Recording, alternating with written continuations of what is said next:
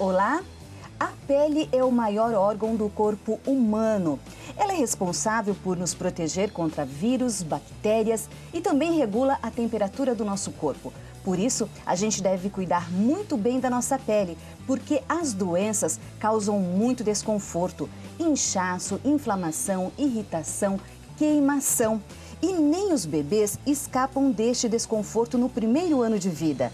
E é por isso que eu recebo aqui no Saúde em Foco hoje a médica dermatologista Aline Franzotti, que vai explicar pra gente sobre urticária, verrugas e doenças de pele comuns em bebês. E também no programa de hoje vamos responder perguntas dos telespectadores da TV Câmara. Doutora Aline, muito obrigada por sua presença no Saúde em Foco. O que é urticária, doutora? Obrigada pelo convite. Urticária é uma reação da pele a determinados estímulos, né? A gente tem a ideia que urticária é sempre de origem alérgica, mas não. Existem outras causas que levam às lesões de urticária. Doutora Aline, quais os tipos de urticárias? Existem vários tipos? A gente classifica as urticárias pelo tempo de duração das lesões, né? Elas são classificadas em urticárias agudas, que as lesões duram no máximo 6 semanas, e as urticárias crônicas, que elas têm uma duração maior de 6 semanas dos episódios de urticária. Podem ser variáveis, podem ser diários, pode ser mais de uma vez por semana, esses episódios de urticária. Nós estamos vendo aqui na nossa tela uma imagem da Sociedade Brasileira de Dermatologia, mostra uma situação de urticária num corpo. É desta forma, doutora? Isso, as lesões, elas são tipicamente em placas, né, ou em pápulas, eritematosas, ou seja, avermelhadas, e há um edema local, né?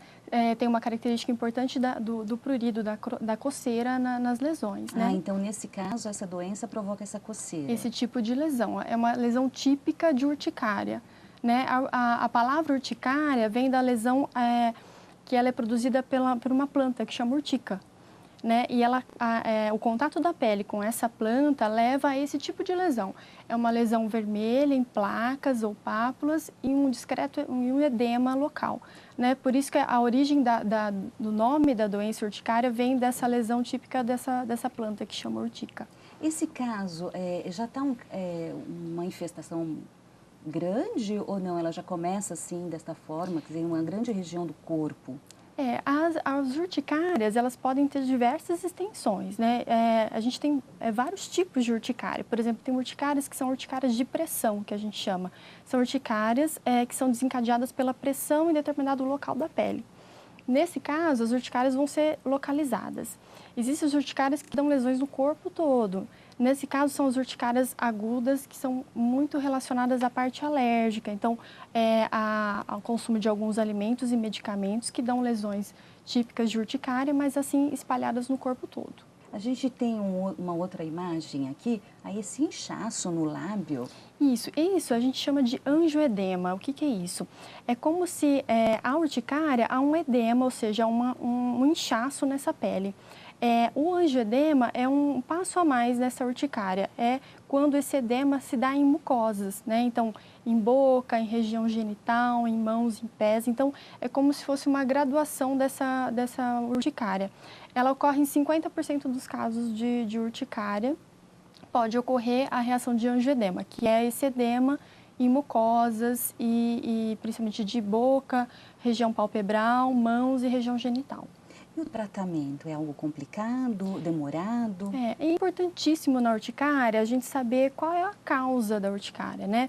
A gente sabe que as urticárias agudas, elas são causadas principalmente por medicamentos e consumo de medicamentos e alimentos, como uma reação alérgica levando às lesões, né? Nesse caso, é importante detectar o que levou a essas lesões e o tratamento, basicamente, é você suspender o causador se houver a descoberta dessa causa e o uso de medicamentos que são chamados antihistamínicos, né? O que as pessoas chamam de antialérgicos, né? A classe de medicamentos chamados antihistamínicos. Existe forma de prevenção? A prevenção, na verdade, se dá só se você souber a causa que levou à urticária. Existe uma porcentagem muito grande dos pacientes com urticária que não se consegue descobrir a causa, né? Principalmente no caso de urticária crônica, que muitas vezes tem componente alérgico, mas também tem componentes de doenças autoimunes, são outros desencadeadores que levam à urticária e que precisa de uma investigação muito detalhada, principalmente do dia a dia do paciente, o que aconteceu nas últimas horas antes do início das lesões. É importante na urticária a gente conseguir detectar muito bem o que aconteceu, esse histórico diário do paciente é muito importante, tanto para o diagnóstico, como o acompanhamento desse paciente, como o tratamento também. A urticária pode indicar algum outro tipo de doença mais grave? Então, as urticárias, elas podem estar relacionadas a um grupo de doenças que são chamadas doenças autoimunes. Em alguns casos, essas lesões típicas de urticária podem estar relacionadas a esses tipos de doença. As mais conhecidas são lúpus, né? A doença de Sjögren. Então, são doenças sistêmicas que a gente fala, então doenças que acarretam outras complicações e que podem se manifestar com esse tipo de lesão na pele. Por isso que é importante uma avaliação com o dermatologista para colher toda essa história e conseguir detectar se for uma urticária somente aguda, que foi pontualmente um medicamento ou um alimento que levou às lesões, ou já é considerado uma urticária crônica e para a investigação dessas causas, né? E a urticária atinge mais homens, mulheres, crianças? Ela pode acometer qualquer faixa etária, desde de bebês até idosos, né? Mas a gente vê uma maior frequência em mulheres na faixa adulta, né? Existe uma porcentagem desses pacientes com urticária crônica e que tem uma remissão das lesões depois de 6 meses. É importante dizer que a urticária crônica, ela limita muito a vida desse paciente, né? De que forma, doutora?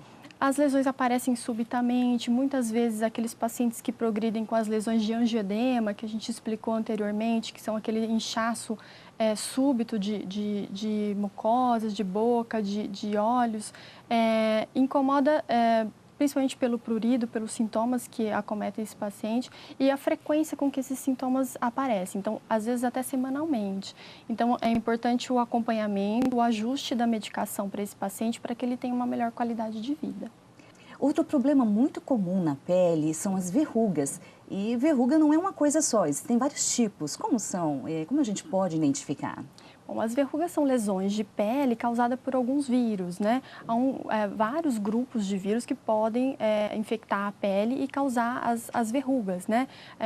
E existem diversos tipos de lesões, desde o olho de peixe, que a gente chama, que é aquela lesão no pé, nada mais é do que uma verruga tipicamente dessa região plantar, né? Que ela tem uma característica um pouquinho diferente das outras lesões do restante do corpo. Né? O olho de peixe, qual que é a causa? É um tipo de um vírus, né? Que infecta a pele, levando a diferença é que a lesão, ela, pela pressão do pé, ela fica uma lesão achatada, né? E aquela conformação. Às vezes, por ser vírus, ela pode espalhar e aumentar o número de lesões. Ah, sim. E aí esse vírus está no meio ambiente, a pessoa pisar descalço? Isso, ela está no ambiente, você pode se autocontaminar também com uma única lesão, manipulando essa lesão, pode levar para outros locais da pele, né? E o contato, basicamente. Em crianças existe um tipo de verruga que a gente chama molusco contagioso, que é um vírus muito comum, levando essas verrugas, e geralmente o contato de uma criança para outra acaba passando esse vírus e espalhando as lesões. As verrugas são comuns assim, em áreas de ferimentos com traumas? Na verdade, pelo fato de ser viral e às vezes você traumatiza uma lesão, acaba levando a espalhar essas lesões nesses locais de trauma, pelo próprio traumatismo da verruga e espalhar essa lesão localizadamente. Mas não necessariamente a verruga é de local de trauma. A gente tem aqui essa imagem, quer dizer, nos dedos, nas mãos. Deve incomodar muito, realmente. Isso, essa é a chamada verruga vulgar, né, que é muito comum em adolescente, pré-adolescente. É muito comum em mão também, pela própria manipulação e muitas vezes essas pessoas tentam manipular e tirar essa verruga e acaba espalhando para outras partes das mãos. E é um tipo de lesão muito comum em adolescente. E as verrugas têm tratamento? Quais são os tratamentos? Geralmente a gente tem diversos modos de tratamento. Como é uma infecção viral, teoricamente ela até é autolimitada. Ela teria uma duração de 5 anos. Isso depende muito da imunidade de cada paciente. Às vezes varia para mais ou para menos. E muitas vezes a gente tenta destruir essa lesão de alguma maneira, ou utilizando medicamentos em casa, que são os ácidos, que tentam tirar essas lesões, ou através de crioterapia, que é um tratamento que a gente faz no consultório, com congelamento dessas lesões para tratamento. Em último caso, muitas vezes a gente faz a retirada cirúrgica dessas lesões, em alguns casos a indicação para isso. Existem verrugas muito resistentes, a gente usa muito também alguns medicamentos imunomoduladores, com o intuito também de estimular a imunidade do próprio paciente para combate dessas verrugas. Correto. A próxima pergunta seria essa mesmo, se a gente deve tirar, né, quer dizer, sozinho nunca, né? É procurar sempre um dermatologista, um médico para fazer esses procedimentos, ver qual que é o mais indicado, não é, doutora? Isso, justamente. A gente vê que muitas vezes as pessoas acham que tudo é verruga e nem sempre a lesão de pele é a verruga típica causada por vírus e que pode ser queimada, né? Pode ser congelada e tudo mais. A gente vê nas farmácias que eles vendem, né, aqueles produtos para tentar fazer isso em casa. Isso é muito perigoso, porque às vezes não é uma lesão viral, não é uma verruga, de repente é algum outro tipo de lesão, até uma lesão pré-câncer de pele, e às vezes você está tratando uma lesão erroneamente, né? Sim, correto. Bem, a pele do bebê é frágil, sensível, demora aí 1 ano, né, para amadurecer e por isso merece cuidado. Nós vamos acompanhar agora, doutora, uma reportagem com a Tereza, uma bebê que, assim, pequenininha, já sofreu com uma dermatite. Acompanhe esse caso.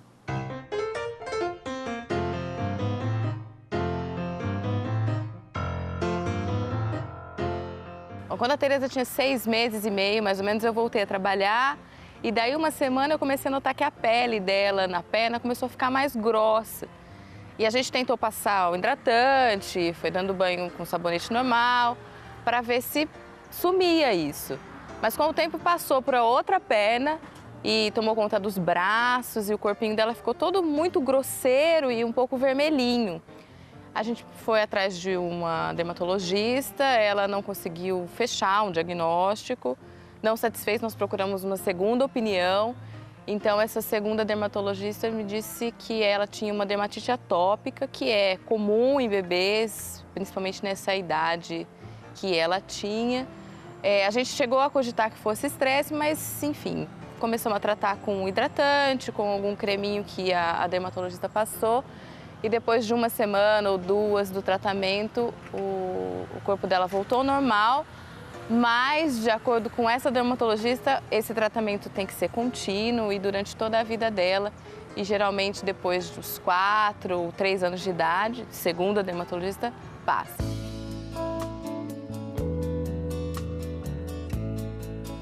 Mas hoje ela está bem, ela está com 9 meses, a gente continua fazendo esse tratamento, que é um hidratante e um creminho para hidratar sempre a pele dela inteirinha.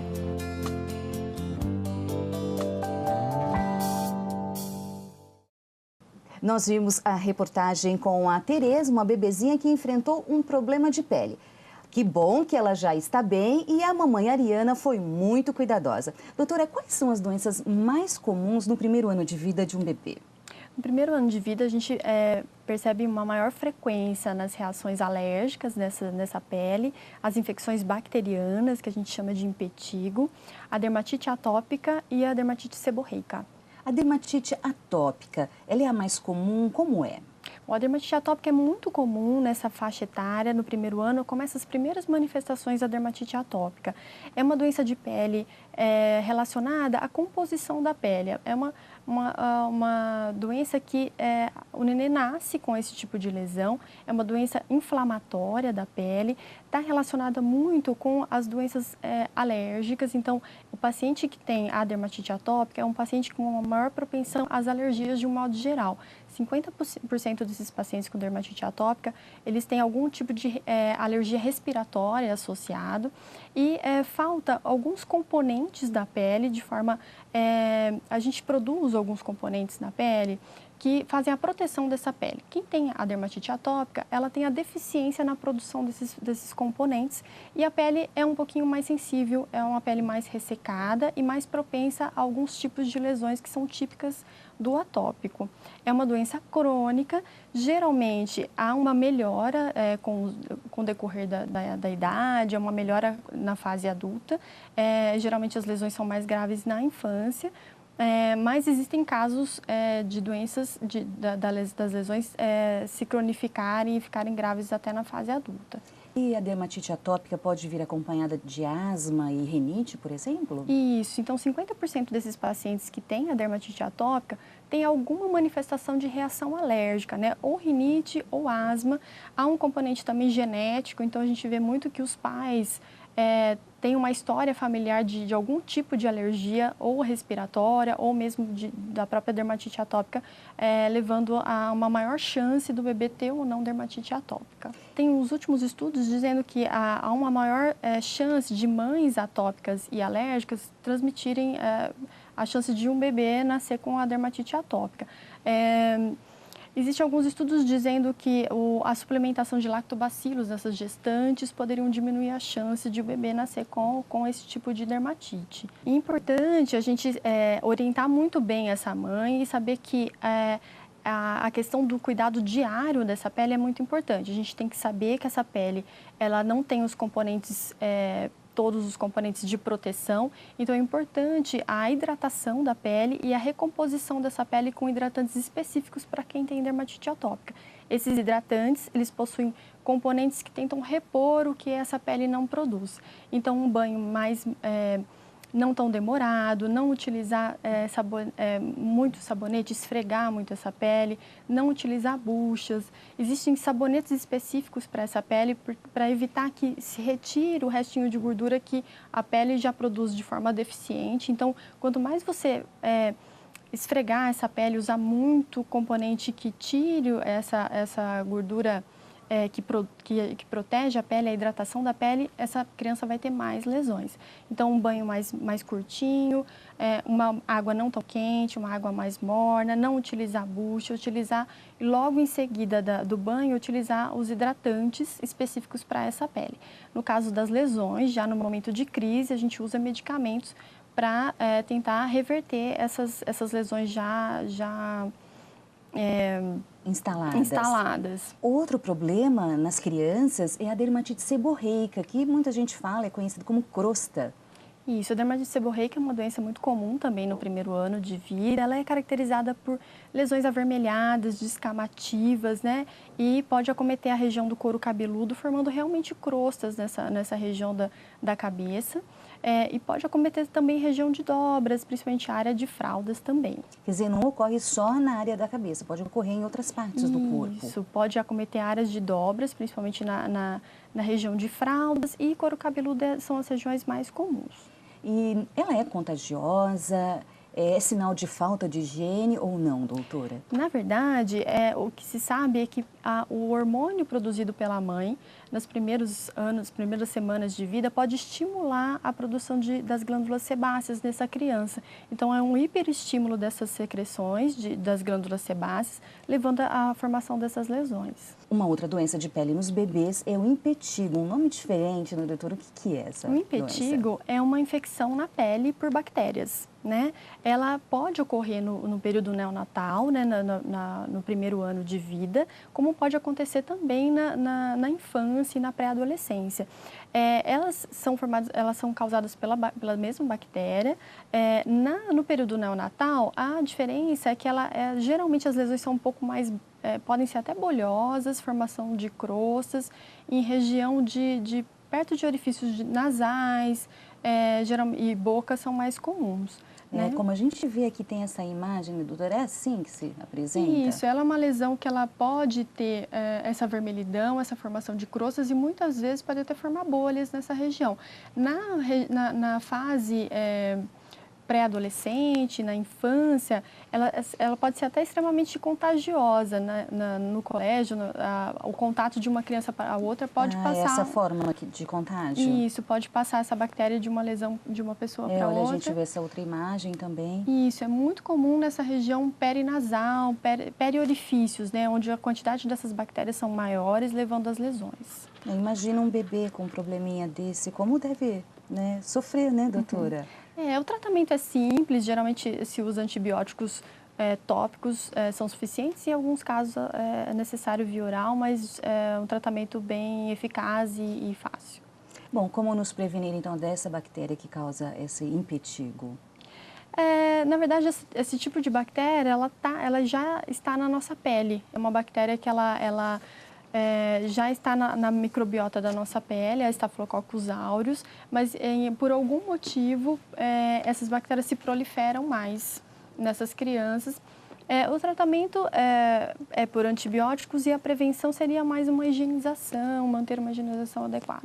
Sim. Agora, quais são as alterações normais na pele de um bebê, já que a gente falou de probleminhas que as mães podem ver e não precisam se preocupar? A pele do bebê, ela tem algumas alterações muito comuns, principalmente nos primeiros 30 dias de vida, né? Que é na época que o bebê sofre, a pele do bebê sofre várias alterações, né? Uma delas é o lanugo, que a gente chama, né? Que é um excesso de pelos que ocorre principalmente na parte do tórax superior e na face, que é extremamente comum e que ela se resolve facilmente, né? Outra alteração de pele também bem comum e benigna e normal, né, é uma descamação fina da pele, né, da primeira até a terceira semana de vida. Esse bebê ele pode ter essa descamação na pele que é totalmente normal. O que a gente tem que prestar atenção nesse tipo de descamação, se ela se apresenta desde o início, desde o nascimento, aí é importante procurar um dermatologista, porque pode ser outro tipo de doença, ou se ela permanecer depois da terceira semana. Caso contrário, ela é considerada normal. Outras alterações bem comuns é a milha, né, e a hiperplasia sebácea, que é aquelas pequenas bolinhas que aparecem no dorso do nariz, principalmente dos bebês, no tronco, na parte superior, que são pequenas glândulas, né, que elas aumentam de tamanho nessas primeiras semanas.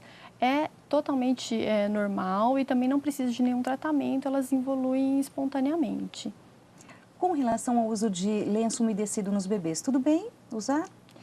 As mamães adoram o lencinho umedecido porque ele é muito prático, né? Mas, como a gente já disse, como a pele do bebê é uma pele mais fina, mais sensível, com maior predisposição às reações alérgicas, não é muito indicado o uso de lenços umedecidos, porque eles possuem vários componentes que podem irritar a pele do bebê, principalmente na área de fralda, que é uma área muito comum ter tipo de reação alérgica, né?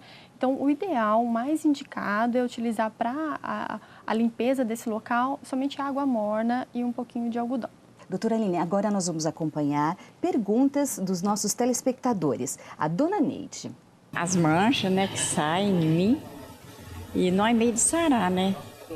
Eu passo protetor, não está resolvendo nada. A dona Neide está com dúvida que o protetor não está sarando as manchas. Protetor é para sarar manchas, curar? Essa é uma dúvida muito comum, né?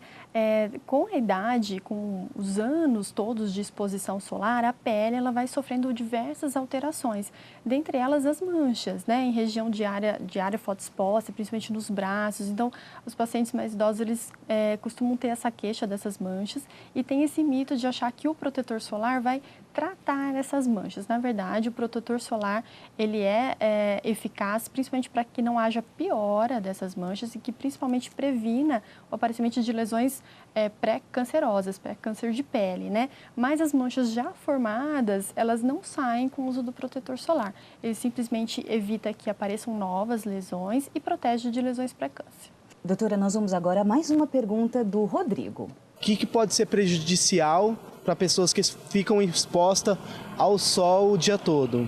Então, o Rodrigo quer saber quanto é prejudicial ficar no sol exposto o dia inteiro, doutora? A gente sabe que a gente vive num país tropical e que o câncer de pele é o mais comum de todos os tipos de câncer de pele, de câncer do Brasil, né? De todos os tipos de câncer, o câncer de pele é o mais frequente, né? E qual é o risco? O risco é realmente de lesões pré-cancerígenas e a formação dos cânceres de pele. Né? Então, deve se proteger, doutora? Sim, roupas, sim. protetor solar? É importante, né? Se ele trabalha num local que tem a exposição muito intensa, principalmente naquele horário de maior risco, né? Que a gente sempre orienta das 10 da manhã às 4 da tarde, é importante que ele use protetor solar, né? Reaplique esse protetor pelo menos de 3 em 3 horas. Se ele tiver o suporte até existem hoje roupas, né? Com filtro de proteção solar na próprio tecido da roupa, ou mesmo manga comprida, o uso de boné, é uma ótima indicação para evitar o câncer de pele. Doutora Aline, muito obrigada por sua presença no Saúde em Foco. Obrigada pelo convite.